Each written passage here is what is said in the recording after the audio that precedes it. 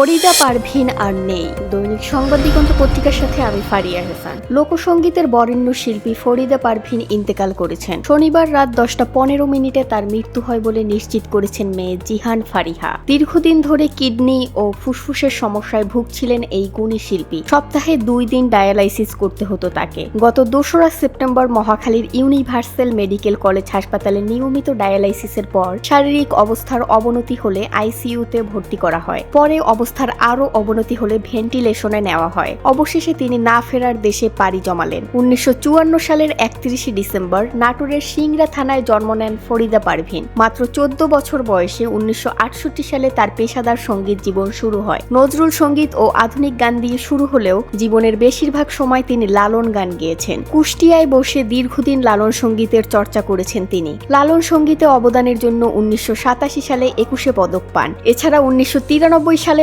অন্ধপ্রেম চলচ্চিত্রে ব্যবহৃত নিন্দার কাটা গানটির জন্য জাতীয় চলচ্চিত্র পুরস্কার অর্জন করেন। 2008 সালে জাপানের ফুকুওকা পুরস্কারও লাভ করেন। তার গাওয়া তোমরা ভুলে গেছো মল্লিকা দির নাম, এই পদ্মা, এই মেঘনা সহ অসংখ্য গান আজও জনপ্রিয়। 55 বছরের সঙ্গীত জীবনে ফরিদা পারভীন লোকগানের ভান্ডারকে সমৃদ্ধ করেছেন।